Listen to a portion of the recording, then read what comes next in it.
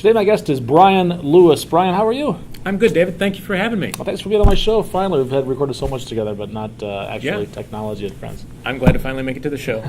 I didn't know that. I thought it wasn't a friend. You're well, it's technology and friends. Oh, okay.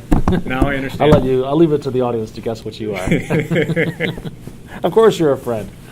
You know how some people really like to go to the movies to be scared? They like to go to the scary movies and do that.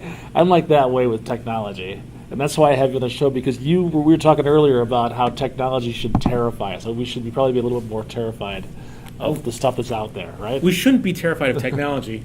We should be terrified of the people that do stuff with technology and what they can do to us. That's what the show is about. This is Brian Lewis on how the people are terrifying us with technology. Excellent. It's really a security show. Perfect. Love it. Give me some examples. I know you're talking about this a lot. I'll just give you a background a little bit. When I was really little, kind of little, I was high school time frame. I found a book called "Secrets of the Super Hacker" by the Nightmare. Nightmare. Yeah, and so you can still find the book these days. It's a old paperback. It's read a large one, but he went through all these different techniques. And the funny thing is this was back. It had to be back either late 80s, early 90s. But everything he talked about is stuff people do today, from social engineering to all the different type of attacks. He didn't talk about what they did back then from, you flip this bit here or you do this. He talked about the grand ideas of it. And I was shocked. I was shocked at how easy it was. I was shocked that his list of passwords had my password in it. And I thought my password was so good. I did so with a Julian date. Who uses Julian dates, right? And so it was shocking, and it's shocking today how bad computer security. So that is. tells me that it really isn't a technology problem, because the technology's evolved a lot since you read this book years ago, and yet these hacks are still happening, and people are still victims of it. And part of it is technology, right? We're improving technology greatly, right? And when we finally get it completely solid and there's no flaws in it, it's 100% secure, we'll still have hackers breaking in. Because we're involved. Because we're involved. Human beings involved. Right. I mean, if you look at the last few ones of government disclosure stuff, a kid, they haven't caught him yet, but they believe it's a 16-year-old kid who's broken into and gotten government records, who broke into the AOL account of one of our top people in the government. They call and they say, "Hey, this is me. Can you reset my password for me?" Let me ask you a hard question, like, what's your birthday? Or what's some other information about you I can find on the internet? Mother's maiden name, right. I've actually found it really troubling. There's a high government official that has an AOL account. Yeah, well, that's the other scary thing. I think it was part of the NSA. I can't remember off the top of my head, but who has AOL accounts anymore? Sorry, AOL. But anyway, are we allowed to do that? To diss AOL? To diss AOL? Are they even really a separate entity? Aren't they part of somebody else now? Maybe. I didn't mean to diss them, except that, if you got a resume, I have a yahoo.com email update address. your email address. Yeah. So let's talk about some of the split threats. What should we be on the lookout for? Well, one of the things that I see most people make the mistake of is Wi-Fi. You go into Starbucks and you do stuff. Yeah, and it's you log great in because it's so convenient. It's awesomely convenient. In fact, convenient. if I was there like yesterday, today I might not even have to log in. I just open up my laptop. Look at that, and you're fully connected. Yeah. You think to Starbucks, but you have no idea where you're connected to or what they're doing. And that's the thing is, most companies there's only one way to configure secure Wi-Fi. We do it at Microsoft. I've met a few other companies that do it. And what you do is you buy a very expensive access point that lets you put a certificate on the access point. And then you spend all the time and effort to get another certificate installed to your laptop. Okay, so only specific laptops are actually allowed to connect to Microsoft networks. Right, and then so basically what happens is the laptop authenticates to the access point, so the access point knows that they're allowed to do it. Right. But the other thing is the computer is authenticating the access point to make sure it's really the access point that it thinks it is. Right. Because one of the really neat tools that is used out there is a Wi-Fi pineapple. You can go buy it off of hack5.org or com or something. It's a piece of hardware. Piece of hardware. You set it up. and you can say, just go into a Microsoft Office and say, I'm the Microsoft network for customers. We already have when we have a Microsoft guest. Sometimes we have Microsoft Open. Okay. Call this one Microsoft free. Sure. Yeah, or it doesn't have to be Microsoft. It could be the airport. Or it could be the airport, free, and you could free say airport access or free Starbucks access. Let's pick on O'Hare. Right. O'Hare doesn't give free Wi-Fi, but let's say you bring an access point there, like this pineapple, and say, name it org_free. Yep. And then people connect up to it, Sure. and they start to browse, and they're like, hey, great, this is awesome. I get free access to internet. And what's happening is they're doing a man-in-the-middle attack. Anything's not through VPN is subject to having problems. I mean, they you could say, well, I'm doing HTTPS, so I should be okay. You might be, you might not be, because you can terminate that and then recreate it and pass it through. Now, generally, you should get a error that it's not a trusted certificate. Right. But a lot of us click right through that anyway. Sure. So, I mean, there's a lot of things that they can do to us, and that we have to be careful of with Wi-Fi. Like I said, there's only that one way to set up a secure Wi-Fi. So if you're going to use a Starbucks or whatever, what do? Use a VPN. And not just the VPN like we've implemented at Microsoft now, where we do what's called split tunnel, which means any web browsing I do goes straight to the internet, and only the stuff I do that hits the intranet at Microsoft goes through the VPN. That won't protect you in a generic open environment, Right. Because everybody will see your open traffic still. You got to route everything through the VPN to be protected. I see. You were showing some tools that hackers have that are available for, under $100 sometimes. Pieces of hardware, free pieces of software. Tell me about some of those. Well, so we were just talking about the Wi-Fi Pineapple, which is one, and it's basically it not only can you put up as an access point and then watch all the traffic as it goes through, or even use the Beef toolkit. There's a Beef. I think it's an beef.org. It's not beef.org, but it's a browser injection exploitation framework. Okay. And it's an open source thing that basically when you hook somebody's web browser, it basically lets you do all kinds of nasty things to their machine and check what kind of vulnerabilities they have. And you can even take it over so that you're permanent there as opposed to only able to do stuff to their machine while they have that browser window open. Oh. But you can redirect their links and you can do all kinds of stuff. It's used often in conjunction with a Wi-Fi Pineapple. Oh, so maybe display a login screen that's on your site so they can you capture can that. you can do automatic things too, and you can change their links as they pass through. You can say any link that goes to them, don't send them the link to Microsoft.com.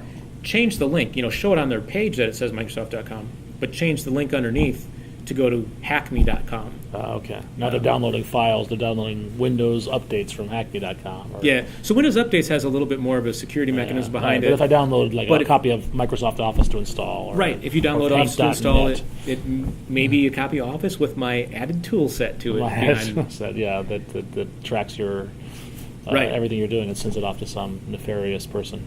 Yeah, there's another box that I thought was kind of neat. That's called the Wi-Fi Robin. It's sold on the internet for about $100, and it's positioned as buy this little box and get free internet. Okay. So how do I buy a little box that I turn it on, and then it's my access point? I connect up to Brian's access point, and all of a sudden it gets free internet. Well, it gets free internet by connecting to your neighbors. Oh. And basically, it takes minutes or seconds to crack into your WEP encryption keys, and then your WPA encryption keys. It takes hours to days, but it will automatically find all the networks in your neighborhood and crack all of them, and then basically you'll connect to it. It will hop and use all your neighbors' internet connections. Interesting. All right, so that's which doesn't take a hacker to use. Doesn't take a hacker to use. You plug it in and it works. So basically, you're kind of stealing bandwidth from them. Yes. It's probably, on the scale of damage. If I'm using the internet at the same time as my neighbor is stealing from it, then I'm paying a little bit of a price for that. But but it's not something like I've taken your bank account and emptied it. Exactly right. Which many of the other tools, that's what they're looking Let's for. talk about some of the evil stuff that's out there. Some of the evil stuff. Well, one of the things is just passwords in general. people use the same password. I'm sure none of you do on multiple sites. Yeah. A password, the word password. Well, but I changed the A to an @ sign. So it's, well then you're good. I'm safe. Yeah, you might want to do 1, 2, 3, 4, 5, 6, 7, 8 instead. That's what everybody else is doing these days. That's my hash. So one of the things that if you reuse, you think of a really good hard password to do. Okay. And then you memorize that one, and then you use it everywhere. Right. And then what happens is the hacker breaks into a site, that password list gets taken, and people basically, they sell it. There was a password list of, it was a little over 3 million email names and passwords. It was for sale on the internet in the dark web, right, on a Tor network, for over $2,000 for a list of 3,000 username and password combinations. Right. There's only one reason people continually keep buying that thing, different people, right, spend that kind of money on it, and that's because they're able to use it to at least steal at least the $2,000 plus some. Sure, because even if that password came from, let's say, my email account, I might have. There's a good chance I might have used that for my credit card account or my bank account or my Amazon shopping account. This password list was actually from a web hosting site, a free web hosting site, so for free web pages.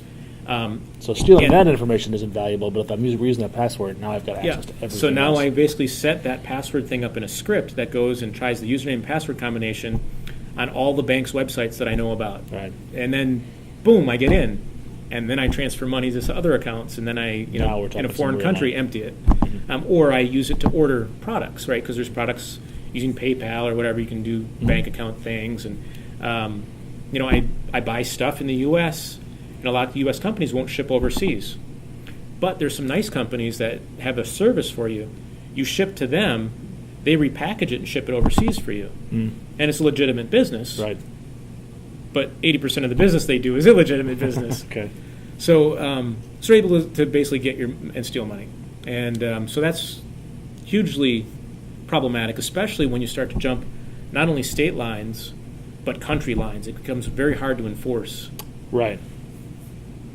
There were some hardware devices. One I found interesting was the one that looks like a keyboard. Apparently there's my computer trusts all keyboards, right? Right. Well, so there's a really neat product. I guess the idea is that if it knows that if I'm sitting down and typing, then either I'm trusted or I've already breached every other security, so I've probably been vetted. If you're sitting at the machine typing and the password's entered already, right? Yeah. Firewalls, you're already past that. Okay. Antivirus, you're the guy typing. It's probably good, right? They're not thinking you're the virus. And so if you get into a keyboard and can type, you probably can do pretty much anything to that machine. Right. I mean, you may be a reduced user. Hopefully you're not running as a full-blown administrator. But even then, you can do a lot. Right. And so there's a product called USB Rubber Ducky. Rubber Ducky, I like this. From Hack5, again, just like the Wi-Fi Pineapple. What it is, it looks like a USB stick, but it's got replaceable memory cards. These the micro SD memory cards. Okay.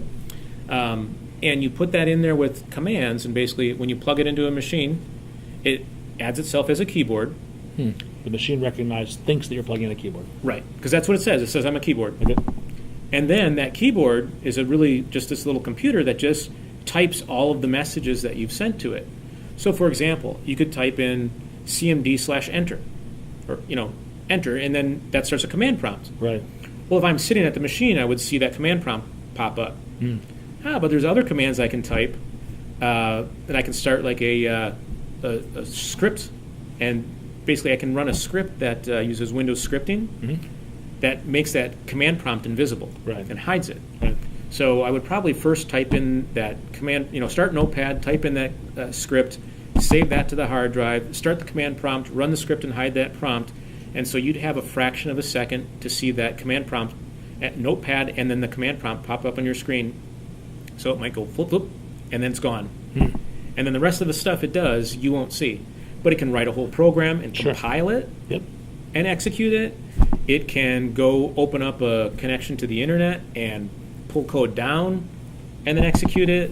It can do anything that you can do while you sit in front of a machine. Wow.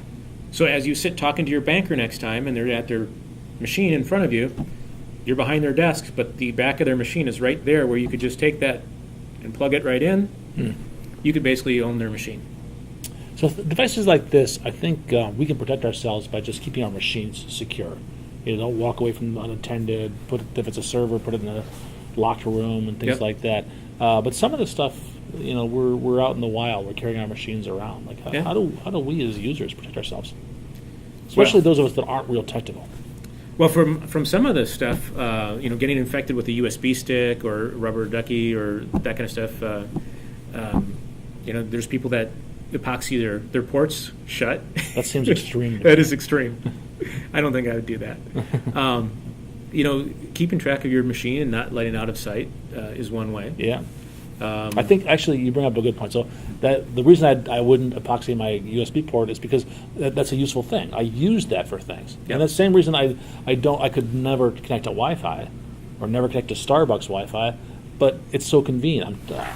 I'm trading off convenience for security all the time. Oh, one of my favorite with the USB stick on security is, if you find a USB stick on the floor, what are you going to do with it? I'll put it in and to see what's in it. There might be something free. You know what? And then maybe I'll rebuild my machine. It's so hard to say, all right, I'm just going to throw that out. That might be a good USB stick. I'll put it in and clean it off and use it, right? And delete whatever's on there. That seems safe. Well, is that safe? No. If I just plug it in, delete all the files, and now I've got a USB stick? So you plug it in. Okay. The files on there, then own your machine, right? But there are no files. And then you go delete them. And there's other things that people have been doing with thumbsticks lately, not just the rubber ducky where you're entering keyboard commands, but the firmware on the USB stick is outside of the files on there. And so now it was theoretical, and now people have actually done it, where you basically change that firmware on there. You plug it in, that firmware talks to the OS to say how it works. Oh. Well, you can infect the machine from that. Oh, I see. And there's no API, there's no even antivirus to protect you wouldn't change from the that. Firmware. No, even format it doesn't change the firmware. Yeah. And so firmware pieces are becoming an interesting problem. There was a problem on Apple machines where if you plug stuff in, it was a firmware infection, and it would I think it was a FireWire port. It would basically infect the motherboard.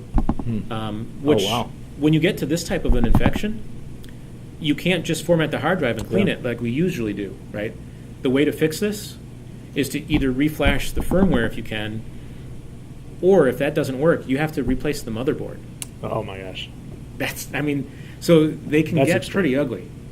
All right, so back to now, we can be diligent, we can keep track of our machine and not let it out of our sight, but that's not enough. We cannot do foolish things like plugging in USB drives. What else can we do? How can we protect ourselves? Stop downloading wares programs. Downloading. All right. When you go to download, there's some really neat packages out there to inject your executable. Okay. So basically, I can take the Office install, copy it off of my CD, and then I can take that setup.exe program and I can point it towards a wizard. I hit next. Not only does setup there, it adds my files to the setup. And so when you run setup, it looks normally. It installs Windows Office, like Microsoft Office, like it normally would. Okay. But it also installs my remote exploit kit as well at the same time. It's really easy to do. So when you think about going on to download a torrent of Office or any other package, for example, there's a good chance you're getting malware with it because it's so easy to build, and they have more interest in putting things that you want out there to download and run than just normal people who go, I might as well give to the community and give them my version of Photoshop that I've paid for. Right? And so it's more often than not filled with malware. I see. All right, any final thoughts? I think we've terrified our viewers plenty. How do you fix it? Well, you run stuff that's only legitimate. Yeah. And then you don't leave your machine out of your sight. And when you connect up to Wi-Fi, you can look stuff up, but don't log into anything unless you go through and do a secure connection first to a VPN connection. Okay. Those are the ways to protect yourself. And you're blogging about this stuff as well. I am blogging about this stuff. There's that. My thoughts on IT.com. So I'm writing blog posts on how to set things up to protect from it and that kind of stuff. And so hopefully if I scared you, I'll scare you enough to go visit my blog and then you'll be scared some more. Learn how to fix it. Then learn how to protect fix it. yourself. All right, I like the sound of that. Brian, thank you so much. Thanks for having me in, Dave. Friend or tech? Friend. Thanks.